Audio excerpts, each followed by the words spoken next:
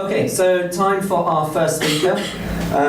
Today we have Lisa Devaney, beg pardon, from Hey Media Group, and she's going to give you some top DIY PR tips. So welcome, Lisa.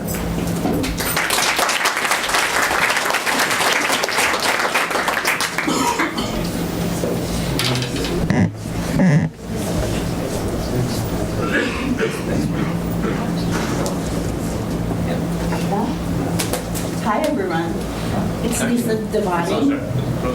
Closer? Perfect. Like that. So, it looks like there's a lot of small businesses, a lot of startups in the room, so hopefully this is going to help you get a little insight in how to win headlines.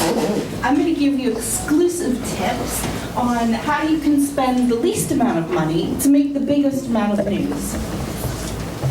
By the way, I'm an advisor to quite a few startups from Silicon Valley and here from Silicon Roundabout. You might notice my accent. I'm a New Yorker. And I've been in a lot of media, including the New York Times and CNN twice and other things.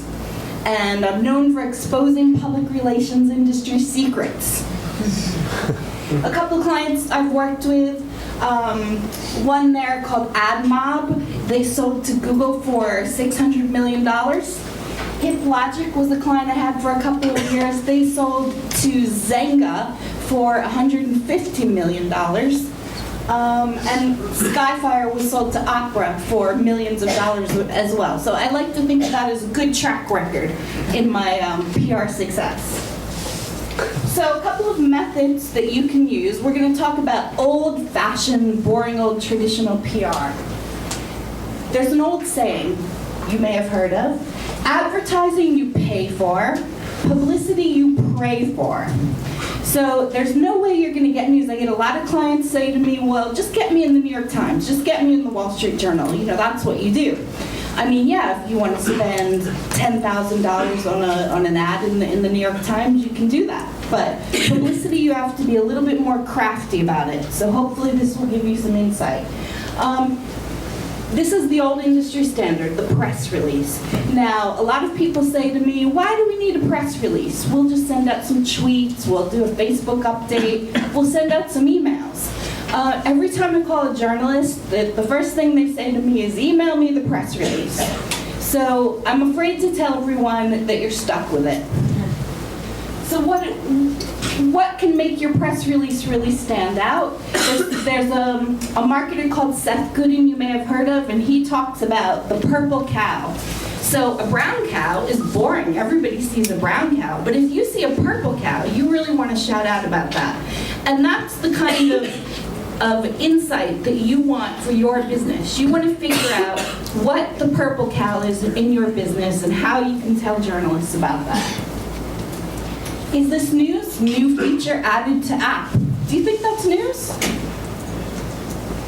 £3 million raised by an app? That's a little better, isn't it? So think about your news. A lot of startups come to me and they'll say, oh, we've got this really new cool feature with our app. Can we do a press release on it? The answer is no, probably not. With a lot of these things, you want to save it for social media. So how do you do it? Your press release should be 1 page, maybe a page and a half, maybe 2 pages top. Actually, if you post on something called PR Newswire, you can get a cheaper rate if you post a 500-word press release. So the shorter, the better. It's really important to keep it jargon-free and use an inverted pyramid approach. So all the good news goes on top, and the fluff and the rest of the stuff falls to the bottom. Always add an about section that gives you a little paragraph about your company. That gives the journalist good reference. You can include editor's notes at the bottom of your press release. This is little insights. Maybe you're having a special networking event, a party. Maybe you have something extra to tell them.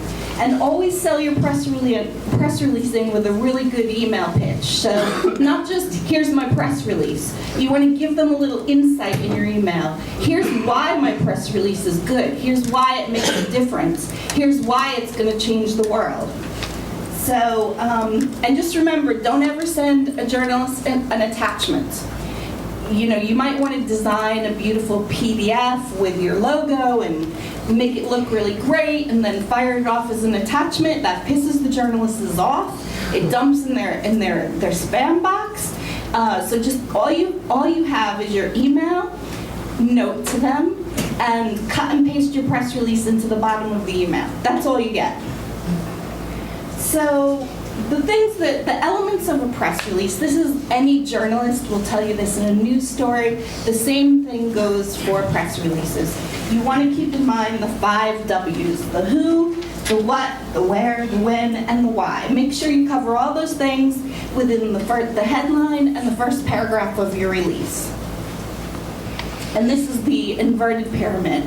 Anybody that studied journalism, I'm sure you've seen this before. So what's news? Launches? You've launched your startup? Yes, that's news. Significant funding that you've raised from investors? Yes, that can be news.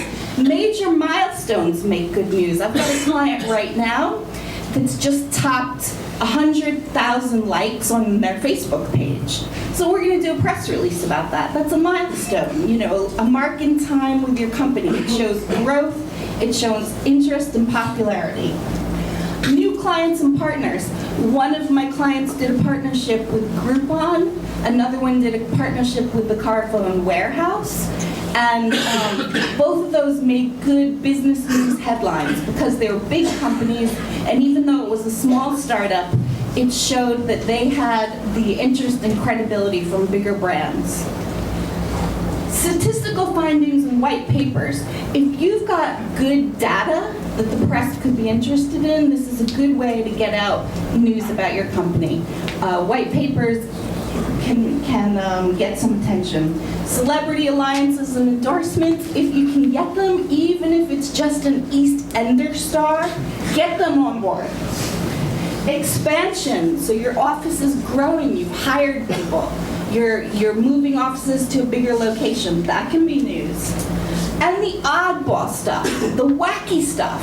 I've seen news in America at one point about a company that was having dress-up Fridays instead of dress-down Fridays. So people would show up in tuxedos and ball gowns. That made it into the New York Times. Other things like, if your CEO parachutes out of an airplane, if your CEO wins a gold medal, anything you can do to increase the personality of your CEO. Not always easy, having worked with a lot of CEOs, but they usually have something interesting to share. So those are a few ideas for news that you can make. Now, what's not news? A lot of clients have come to me and said, we're going to run a contest. Let's do a press release on that. No, sorry, not news. App product service updates. Now, stuff like that is actually really great for your social media, so to keep your customers informed. It's not so great to keep the journalists and the news people informed. You wrote a new blog post. Again, share it on social media. Updated website, hired junior staffers, made a contribution to charity, case studies, unless a journalist requests case studies, which they can do. You got a Wikipedia entry, your stock price went up. Unless you're Amazon and it went up 600%, then just don't bother. So most of these things, save it for social media. These are good things to keep the momentum going there. But keep it out of your news. Keep it out of the press releases. Jargon. So what is this evil word called jargon? Here's a couple words you may have heard. Monetize. That's a big one. End-to-end solution. Being a solution provider. I think every startup I've worked with at one point has been a solution provider. Value added. Scalable. End user. Utilize. That one drives me nuts because I am a former journalist, by the way, and whenever people say utilize, I'm just like, you just use it. Utilize is just a fancy schmancy word for use. Outside the box, ROI. Now, with things like ROI, be really careful about throwing around, acronyms like this, because a lot of times people don't know what you're talking about unless it's WTF or OMG. So, be careful of that. The word synergy has really come up in the last 5 years. Everybody's got synergy. So those are a couple jargon words to watch out for. Now, the other big thing is understand your audience. So, the New York Times versus a little blog called allaboutSymbian.com, which is big in the mobile world. So, I got a client into the New York Times. Great, amazing, of course, very excited. In the same week, I got them in a little blog called allaboutSymbian.com. They got 10,000 downloads for their app from allaboutSymbian.com. They got 500 from the New York Times. So remember that it's not about these big newspapers anymore. It's all about the little niche audiences, the blogs that write about your industry and the products that you cover. So don't overlook them, and again, know your audience. Who are you writing for? If you're I'm sure a lot of you are from the tech world, so TechCrunch is a big one. But always, if you're in mobile, you may have heard of Mobile Marketing Magazine. Always look for the kind of hidden gems. In PR, in the agencies I worked at, we would often call this the low-hanging fruit.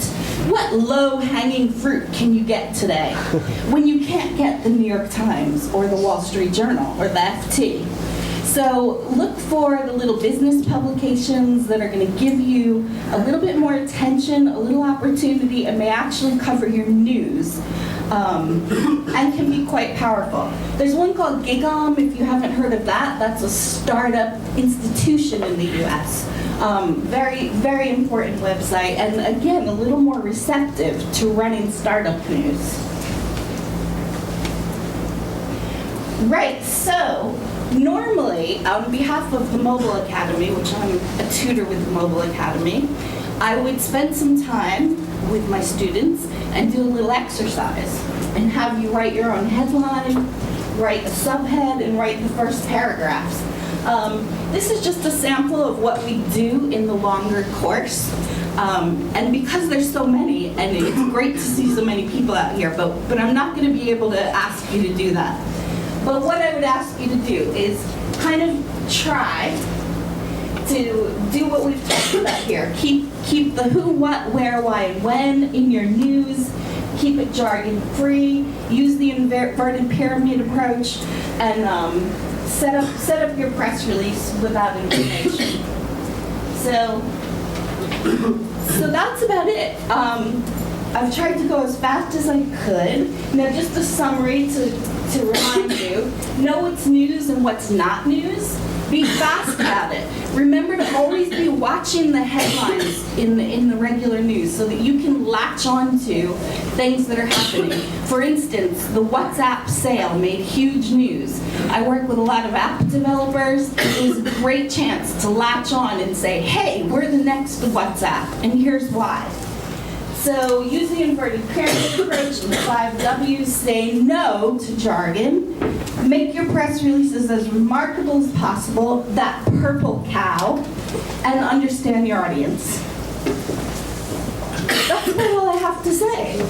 Thank you very much.